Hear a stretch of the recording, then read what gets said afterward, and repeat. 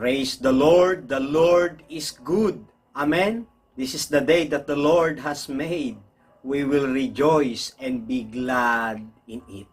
Last time we learned the 5 qualities of Nehemiah's life in rebuilding the walls of Jerusalem.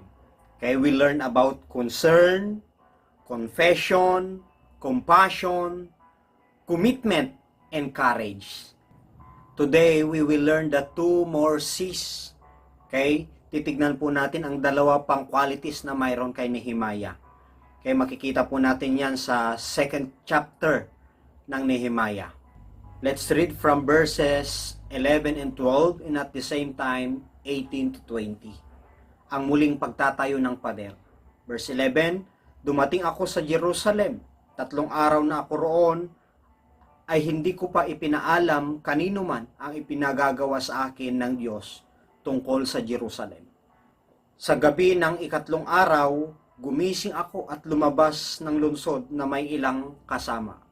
Ang tanging hayop na dinala namin ay ang asnong aking sinasakyan.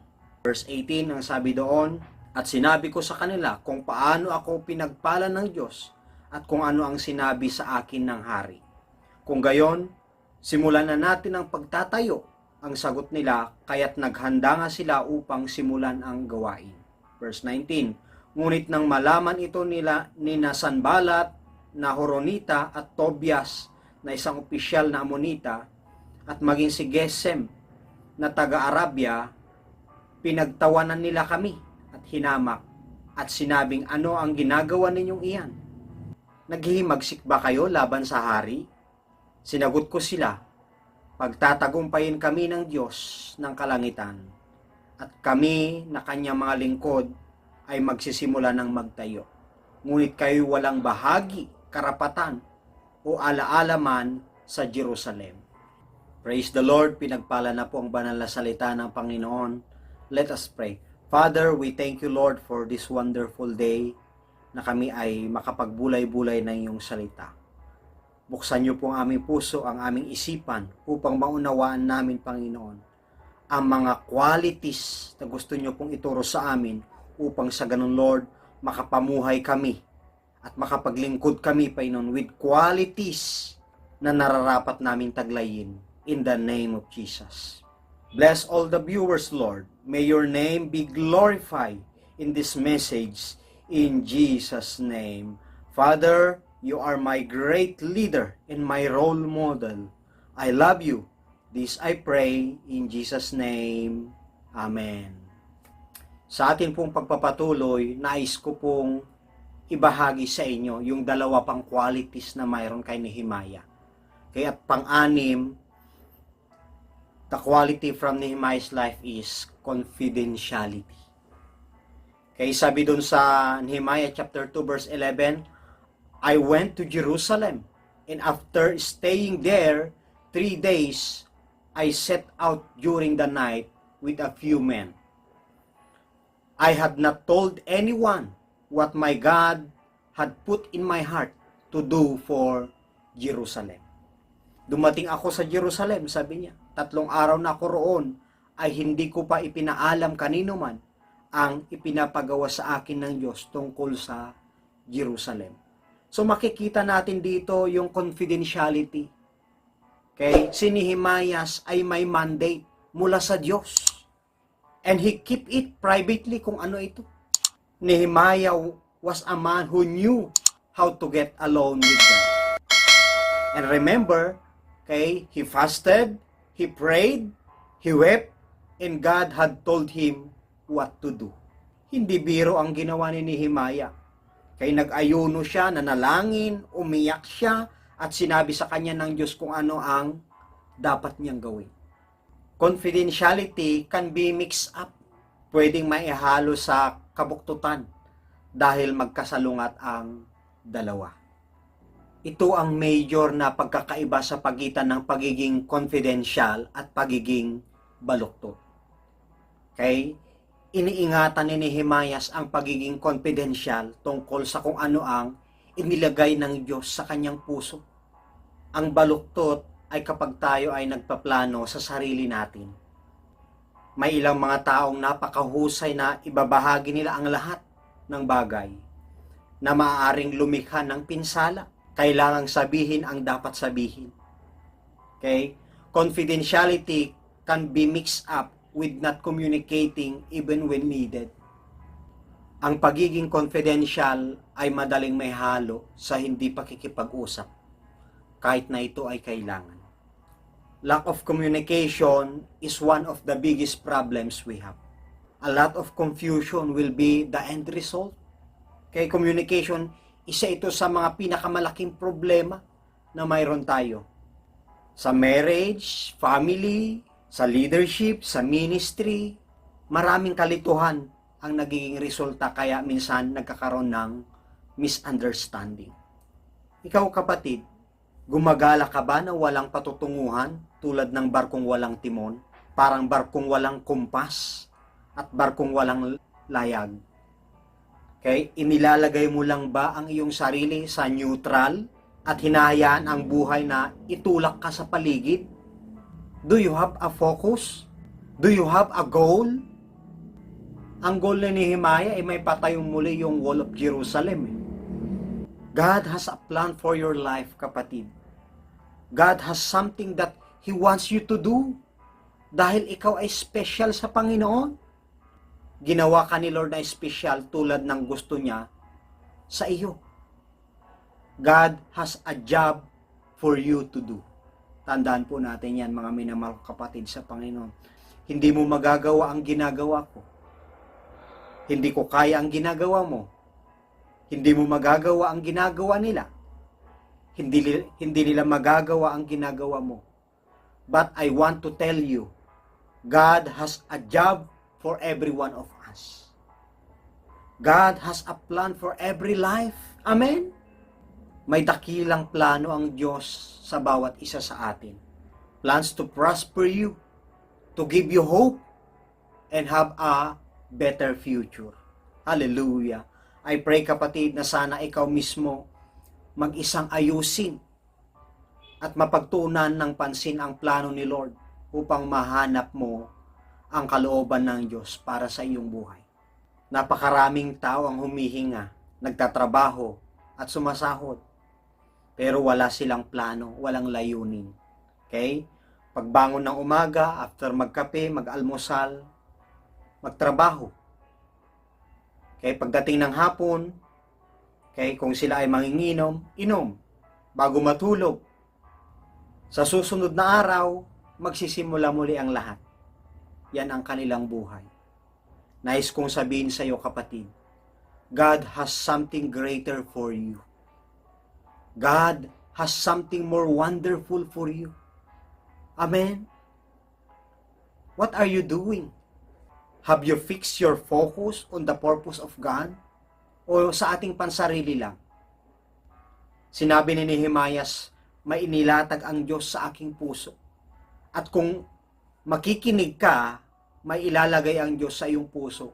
At gusto kong pagtuunan mo ng pansin. Gusto kong sabihin sa iyo, kapatid, kagaya ng sinabi ni Apostol Pablo sa Filipos chapter 3 verse 13 and 14. One thing I do, sabi niya, forget the former things and press on toward the goal. Dahil sa dulo, nandun yung gantimpala. May layunin ka ba talaga, kapatid, sa buhay? If not, why not? Amen?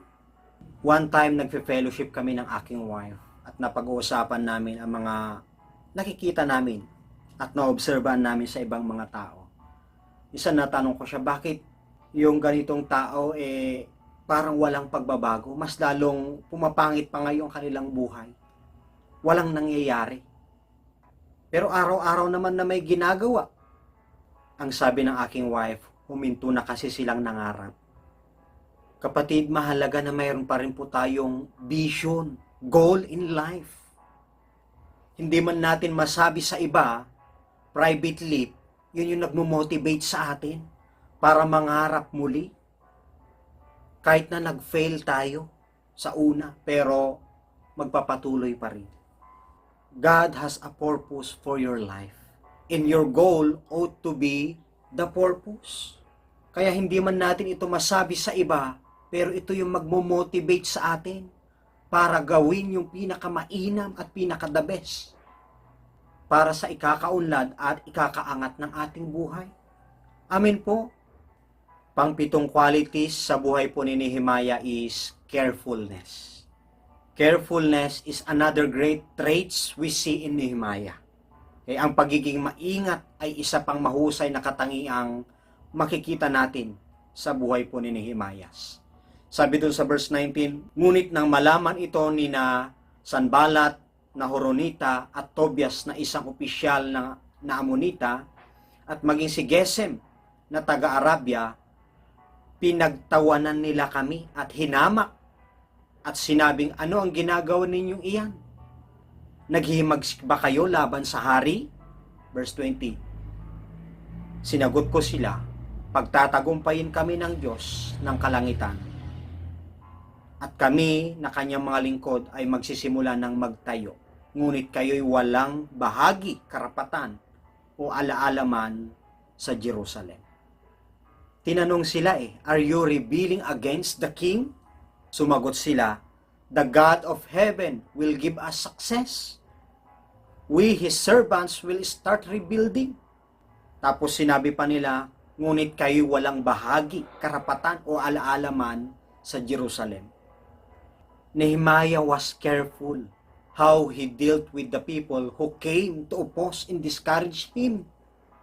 He did not bother to focus on them. Instead, he focused on his task. With clean heart and hands, Nehemiah was confident of his success. Si Nehemiah ay maingat kung paano niya hinarap ang mga taong sumasalungat at nagdi-discourage sa kanya. Hindi siya nag-abala na tumutok sa kanila. Sa halip, nakatuon siya sa kanyang gawain. Taglay ang malinis na puso at mga kamay, nagtiwala si Nehemiah sa kanyang tagumpay. When our hearts and motives are clean, mga minamahal, we don't worry about failure. However, prayer is a must. Prayer is important para tayo ay magtagumpay. Kapatid, kung saan ka tinawag ng Diyos at kung ano ang kanyang ipinapagawa, focus ka lang. Huwag kang matakot sa iyong kalaban. Hayaan mo silang maging inspirasyon mo. At kung may mga taong nagsasabi ng masama tungkol sa iyo, huwag kang matakot. Criticism can't hurt you. Ang pagpuna ay hindi makakasakit sa iyo. Tandaan po natin.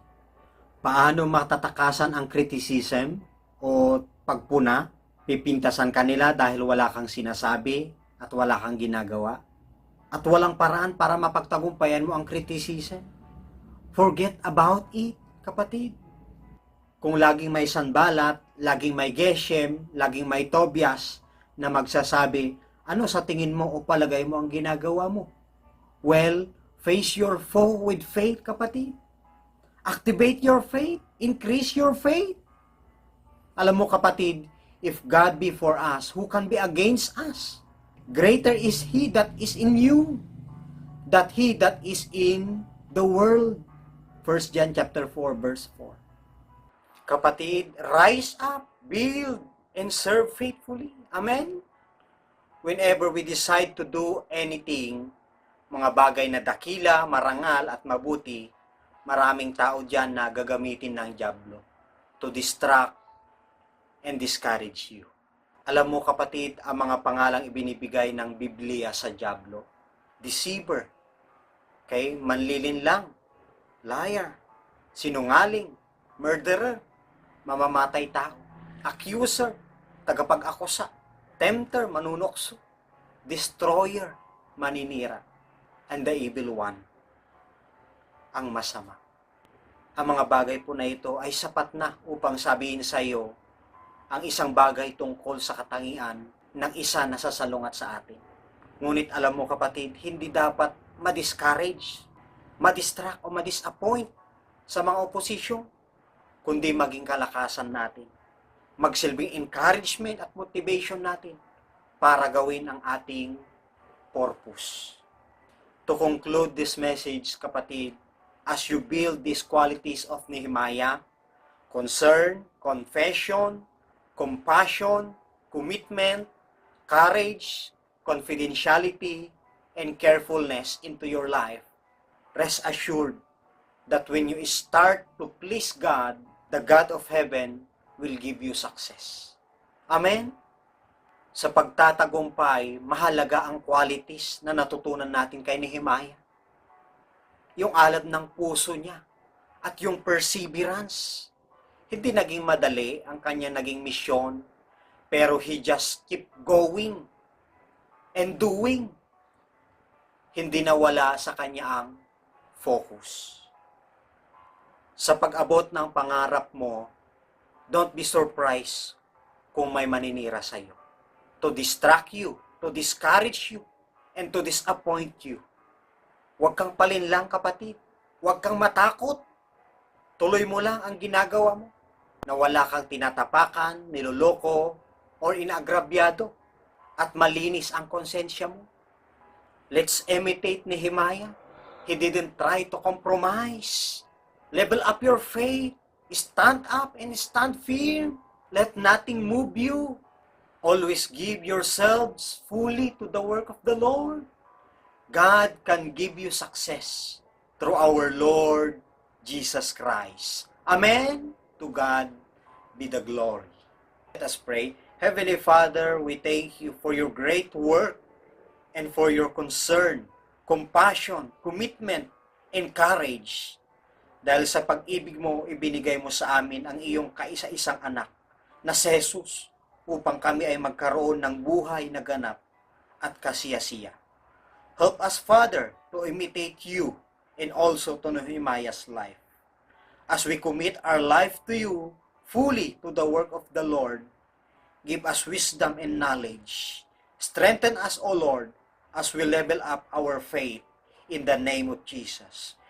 We believe, Father, that whatever problems we have, you will turn it into possibilities and opportunities. Hallelujah. I ask, Lord, to protect us from all harm, provide all our needs, and fulfill your promises into our lives. Father, anoint us, bless us, and guide us in everything we do and wherever we go. We love you, Father. We love you, Jesus. We love you, Holy Spirit. This I pray in Jesus' name. Amen. Kapatid, mahal ka ng Diyos.